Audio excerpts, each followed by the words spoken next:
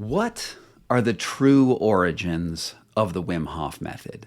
This is actually a really important question, and it has been coming up a lot in the conversations I've been having online and offline about this thing that I have been practicing for 10 years, and now millions of people around the world are doing the cold exposure, the breath work, and getting quite a lot out of it. But a lot of people want to know, did Wim invent this out of thin air? Is this some version of yoga? What is going on?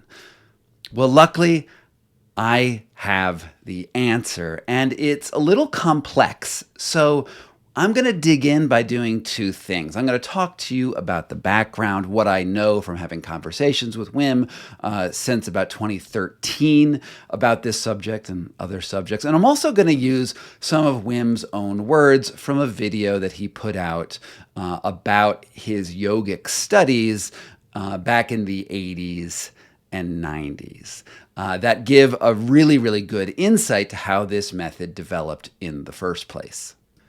This is a particularly important and contentious question right now, probably because there are so many different practices out there.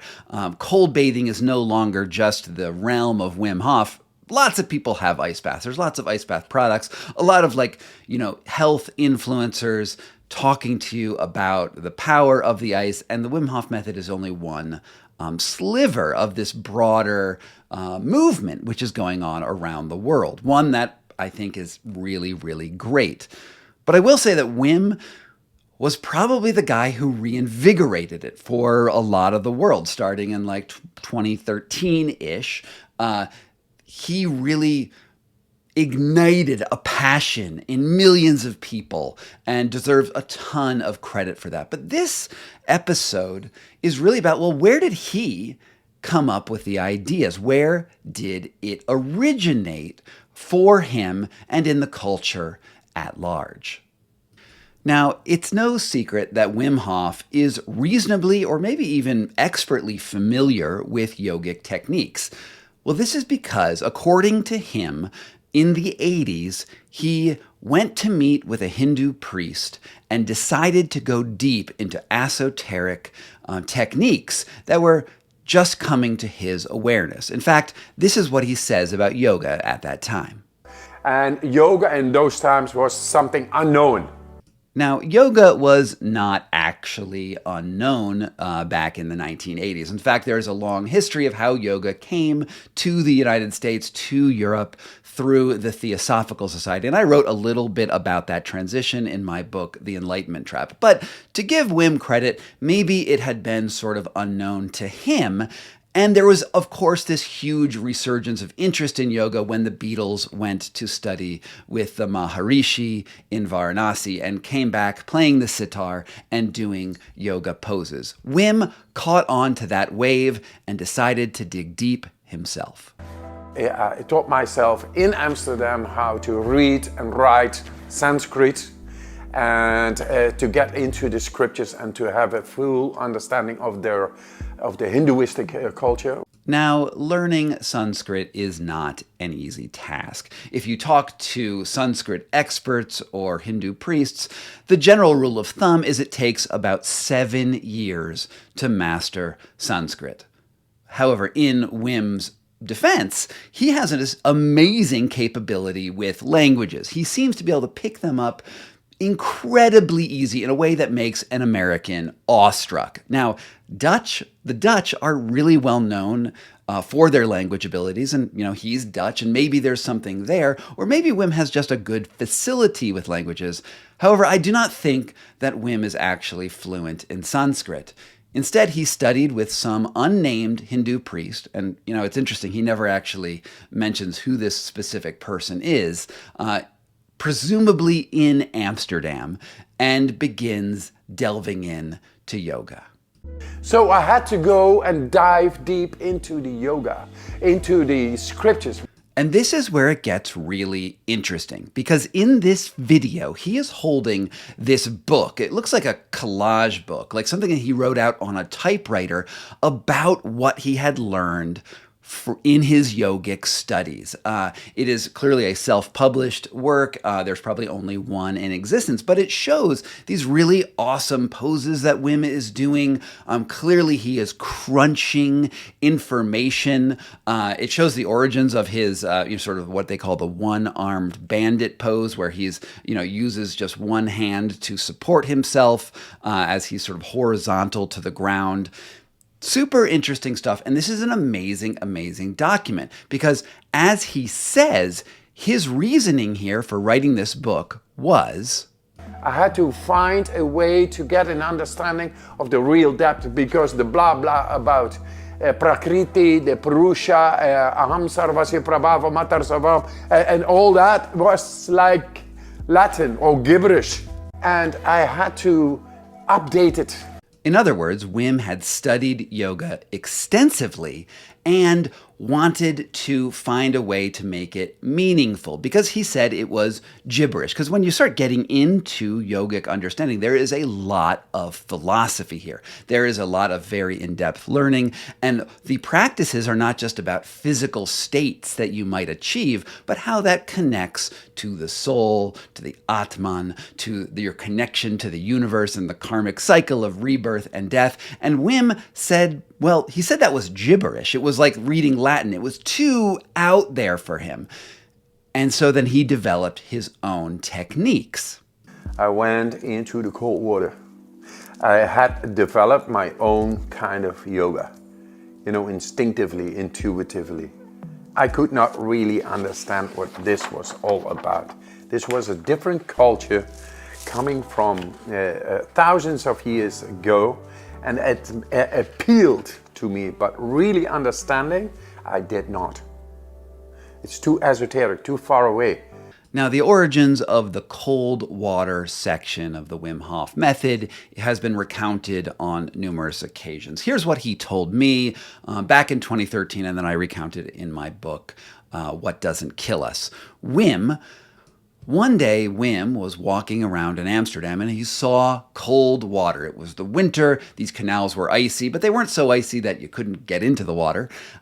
He decided that he wanted to just see what that cold water felt like, and he jumped into the canal and started hyperventilating in the water.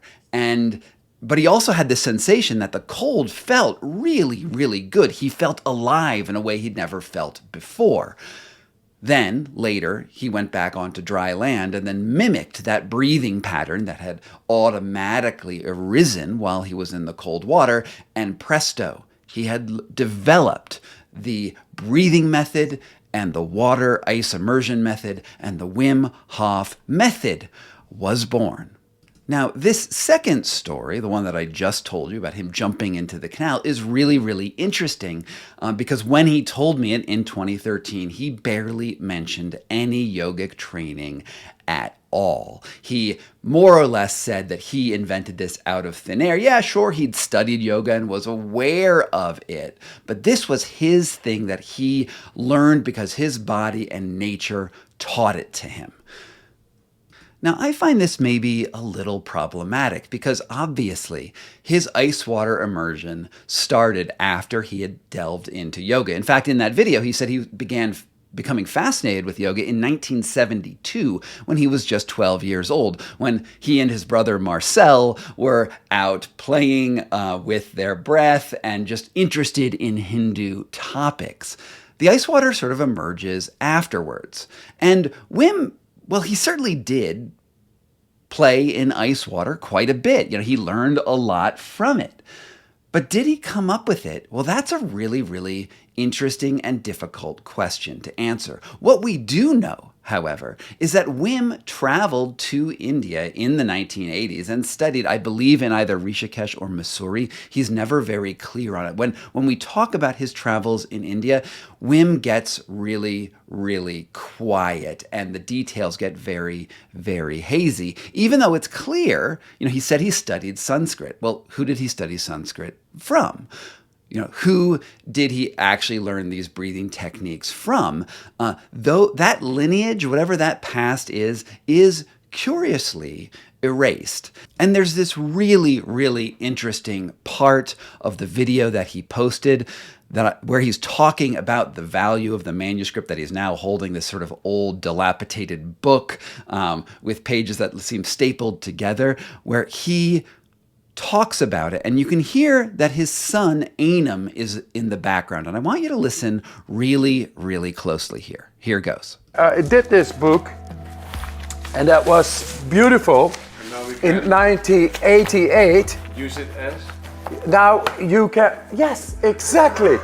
You can use it for your ass. This is what you said. For the as toilet paper, that's Yes, as it's a little bit sturdy and hardy as No, toilet I don't paper. think it's good. But no, it shows that to get to know to some things in the beginning, you have to take on things you never will use anymore later. I have played that clip like 40 times at this point, because the thing that's fascinating here is he's admitting not only did he study yoga, he actually wrote a whole book about yoga and the poses that he was learning. And then Wim says that all of that knowledge was essentially toilet paper, that he is the master of his own method now, and he's thrown out all of that knowledge after becoming sort of an expert yogi, and he invented this method sui generis, out of nothing. And he is both a master yogi and the creator of something truly original. But also, very, very important, is where you hear Einam come in the middle of that section, where he prompts his father to call the yogic training toilet paper. Let me just play that bit of the clip again. In 1988, use it as? now you can, yes, exactly. You can use it for your ass. Now, Einam Hof is a very, very curious character when it comes to the Wim Hof method. In fact, there's a good chance that you've never even heard of Wim Hof. I mean, yes, he's sort of in the background of some videos here and there, but he very, very rarely appears giving his own discussions of the Wim Hof method and ice work and those other things. Instead, he gives prompts to Wim to say, well, what he wants Wim to say. Another thing that you may not know about the Wim Hof method, that company, which the company is also called Inner Fire, is that Wim, at least according to the corporate records that I have looked at, does not own the Wim Hof method. In fact, the trademark and the company Inner Fire is solely owned, according to corporate records, by Einam Hof. Wim is actually an employee of the Wim Hof method and Inner Fire. Now, I did a video about this back in January. It is called How Wim Hof Lost His Method, and it's not on YouTube anymore because after I published it, Einam Hof threatened me with lawsuits and got YouTube to take my videos down after he sent them some, well, I guess you could just say fraudulent notices saying that I had violated the Wim Hof trademark and copyright. Eventually, I did get those reversed, but I haven't actually put the video back on YouTube for reasons that we can get into later. However, it is on Rumble, and I'll put a link down in the description below so you can go see what that is all about. But I digress. The important thing here to remember is that Einam is actually giving instructions to Wim to denigrate yoga and to denigrate the past. This is because the Wim Hof brand is built around Wim's image and his ability to tell people that he invented this. If you want to study the Wim Hof method, there is no other place to go. And yes, he has a $300 course that you can take to learn it and then sign up for his in-person breath trainings, which I believe are somewhere around $3,000. Inner Fire needs to have the story out there that Wim invented breathwork and invented ice because, well, honestly, they can't patent it because you can't patent getting into ice water and you can't patent breathwork because these are natural things that we all have. However, in the public image, it's very, very important for the Wim Hof method to project the idea that Wim is the true inventor. But as we will get into a little bit more in this podcast, we will see that that is just not true. As is clearly evidenced in that video and in that book that he had, Wim Hof studied Sanskrit and studied yoga extensively enough to learn the language, which means that he was probably familiar with surprisingly similar techniques that exist in the yogic tradition. Now I'm talking about two techniques. The first one is Bhastrika Kumbhaka Pranayama. Bhastrika means bellows breath in Sanskrit. This is supposed to mimic the in and out motion of a forge's bellows with forceful exhales and rapid breathing. Bhastrika has been around a long time, and it's normal for yogis to modify these techniques to what feels right for them. That is a sort of an ordinary thing to happen in yoga. The bellows breath is very, very, very similar to the Wim Hof method. See how those exhales are very, very sharp and loud? That is very similar to what Wim is doing. However, there's another yogic technique also to be aware of. This is called Nishisheka Rishaka Kumbhaka, which means holding your breath beyond the comfort zone. It is what happens when you do a breath retention and get to that point where you want to gasp and you yet push it even farther.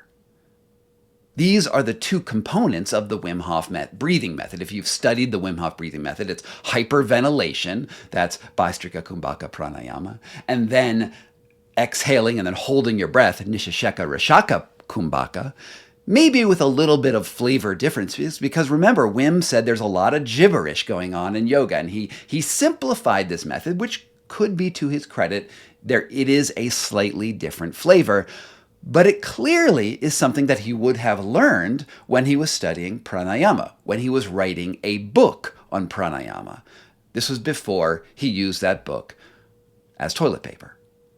You know, I find it actually a little bit funny that he says that yoga, with all of its very esoteric language, and then he, sort of uses some of that language and shows you how much like gibberish that it actually is.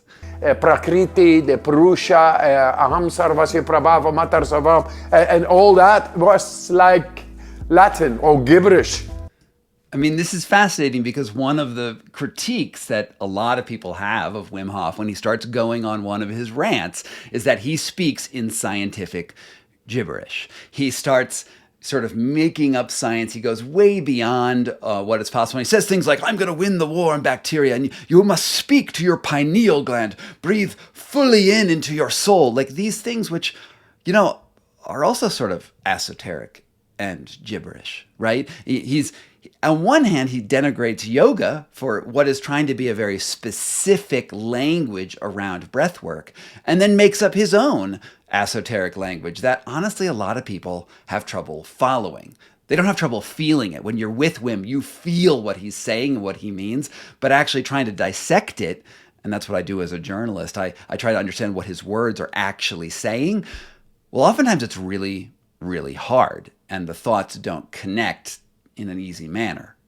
But yes, it's clear Bhastrika Kumbhaka Pranayama and Nishisheka Rishaka Kumbhaka are the two components of the Wim Hof method that he just squinched together. Now, if you've studied these two techniques from a Hindu master, sort of a priest of some sort, you may have come up with a sort of different variation of that method. In fact, I posted a tweet a few days ago saying, these were two underlying techniques to the Wim Hof method, and people gave me various answers saying like, yes, exactly, that is exactly what it is, and other people saying, actually, there's some nuances that you're a little bit off about. And I think both people are correct, is that people do adapt their yoga practice themselves and have their own sort of version of this, but it still comes from the same root. These are practices that have been around for probably, minimum 400 years, but I think we're actually talking possibly as long as 5,000 years. But that's not all, because you know what? There is another component of the Wim Hof method, which is, as we all know, ice bathing. Getting into the ice bath and then letting those sensations flow over your body and then realizing that you're okay. Ice bathing is critical. It is what Wim is actually better known for than his breath work. It is getting into the ice water. But here as well, clearly, Wim did not invent this at all. I mean, we can go back to the Stoics, right? In ancient Greece, there was an entire philosophical movement about pitting your body against the elements and showing that you can thrive in adversity. The Spartans also did something very, very similar and has been part of the Western and the yogic traditions. I mean, I would almost say since time immemorial, since we had nervous systems, we have had the ability to look at cold water, realize we didn't want to go in there, and then overcome that hesitation and realize that it is enlivening. In the late 1800s, there was a type of therapy called hydrotherapy, which involved various types of water immersion for pain and psychiatric relief. And it was actually a major medical movement. Hundreds and hundreds of thousands of people participated in hydrotherapy, 1800s, I think all the way up until about the 1940s. This was sort of a big deal. There's also a guy named Porfiry Ivanov, who was a Russian ice-bathing mystic who said that ice baths cured cancer. And he actually looks a lot like Wim Hof with a big white beard and a big barrel chest. He had millions of followers all across Europe until his death in 1983, when Wim was studying yoga. It is clear that there is almost no way that Wim could have not been aware of wild water swimming. This was a thing that is out there. Friedrich Nietzsche wrote in his book, Thus Spake Zarathustra, "With a wickedness I do begin every day. I mock the winter with a cold bath." All of these people appeared before Wim Hof. What Wim Hof did was package it in a way that you and I and other people were like, oh, maybe I will do it. He is so enthusiastic about the cold that it is hard not to feel that infectious interest in ice water, and it is beneficial. It doesn't, I mean, in many ways, it doesn't matter who invented this from a how my own nervous system feels perspective. But again, let's think about that moment when Einem prompts Wim to call yoga, that book on yoga that Wim poured his effort and life into, when he said, it is toilet paper. This is one of my real problems with the Wim Hof method and the marketing of the Wim Hof method, not the practice of the Wim Hof method, but the marketing of it, is that it is presented as if this is an entirely new thing that originated from Wim and there's nothing before it. And they do it because of all of the money that is involved. According to my research, which I did by looking at the Chamber of Commerce records, a place called KVK in the Netherlands, the Inner Fire organization has at least $17 million in assets. There is a new movie coming up with Joseph Fiennes as the star. There is a best-selling book that is, according to BookScan, sold more than 100,000 copies, but I actually think it's many, many more than that. There is money to be had in the Wim Hof method, and by propping up an image that for Wim, it is original. And indeed, it is far superior to yoga and far superior to all of these other breathwork modalities that now exist in the world. I personally do not like this approach because, if you look at the training literature that Wim Hof's organization puts out, they have this thing called the manifesto. When you sign up to be a Wim Hof method instructor and you pay, I don't know what it costs, it's like $4,000 or $5,000 to become a Wim Hof method instructor, they make you sign all of these terms, basically saying you can't disparage Wim, you have to keep up the brand identity, you have all of these guidelines to go that they ostensibly say are for safety, but it really, really reads like a corporate manifesto and securing intellectual property more than anything else. And in the world of commerce, that makes a lot of sense. You have different companies offering different products, and you want to be sure that your market share is better than the other person's market share, and you can charge at a competitive rate or maybe even a little inflated rate to get your crowds to follow you.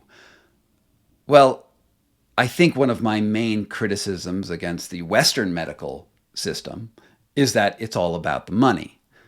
And when the money is also a driving force in the presentation of the corporate Wim Hof method, it's also a problem. And it's very clear that the person who controls the business, who is not Wim, remember, it is his son, Einam. This is where problems really get quite big. I think it's totally fine to go out there and say, hey, I learned something from Wim, and he opened the door to me to these techniques that have transformed my life, because that is what I do. Because I met Wim in 2013 and knew something about yoga, knew something about meditation. I'd studied them, but it hadn't really become a habit for me. But I learned Wim's method, and it was very straightforward, and I really liked it. So the flavor that he has is really good. You know, I've written a subsequent book that says, like, you know, when you've done the Wim Hof method for a long time, what do you do next? And I call it the wedge.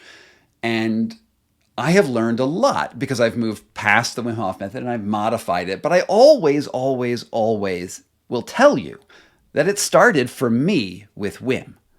What Wim is not doing, and what Einam is not doing, is saying that it started with them from these other places. And in fact, there is a long tradition here that goes back all the way into the ancients. And you know what? To some degree, it's also the same with the science of the Wim Hof method. And I'm going to do another podcast about that probably later this month. But just to give you a little heads up, I was speaking to a neuroscientist who studies the Wim Hof method, actually who performed one of the most important studies, where he said that the Wim Hof method essentially allows Wim to harness the power of the placebo effect. And they put him into an MRI and actually found the brain regions that lit up. And it's a study that Wim often uses to promote the method publicly and to say, hey, look, I have science behind me. But I was talking to that neuroscientist who ran this study a few days ago. And well, here's what he told me. He says, you know, many techniques that I could have studied, they do the same thing. And Inner Fire wants to present their method as special. But the results apply to anything that causes hormetic stress. That was a quote. I should probably have done that in a different voice. But many of these techniques that are out there, such as yoga, such as ice bathing from anyone else's method, such as putting yourself in a position of fear and then controlling those sensations in you, all of those things actually harness the same underlying effect. And there is a thing that Wim Hof does is the Inner Fire funnels money into research studies that want to use the Wim Hof method because it's very easy to teach people, and that is one of the beauties of the Wim Hof method. And then when the results come back, they say that only the Wim Hof method is the way into that. And when talking with Otto Music at Wayne State University, he's the neuroscientist I'm speaking about, he says, yeah, we could have used a lot of other techniques and come up with the same results. And this, when you hear that, there are two reactions that I expect. Some people will say, how dare you undermine Wim, who made your career? A lot of people say that. Well, it's unfair because my career was already doing just fine before Wim. But on the other hand, it also should be liberating for someone who hears that these techniques are not restricted to the Wim Hof method, but all of these different competing breathwork techniques out there can tap into very, very similar mechanisms. This gives you an opportunity to go out there and experiment and try different things. And realize that whoever you're learning from has been a door for you to get into that. And it's about your interaction with your own body. So this is really what I had to say about the origins of the Wim Hof method. Bhastrika, Kumbhaka, Pranayama, Nishasheka, Reshaka, Kumbhaka. These are the two breathing patterns that have existed for a very long time and are taught from one yogi to another. It is not completely original to Wim, even though Wim may have opened the door to these techniques for you. Wim is a great man. I find him very, very impressive. But he's not the originator of yoga or ice or anything else. Thank you so much for listening to this podcast. I really, really look forward to doing more. I have a couple really, really amazing podcasts and videos that will be coming out in the next few weeks. I do not want to give you too much of a preview of them, but this video at least should give you some idea of the directions that I am looking. And I have a lot of interviews that are going to be interesting. So please like and subscribe, all of those things that you do. And I have a newsletter, which you can find on my website, scottcarney.com. I really, really love the fact that you've been with me now for 30 minutes. What an honor. Thank you for your interest.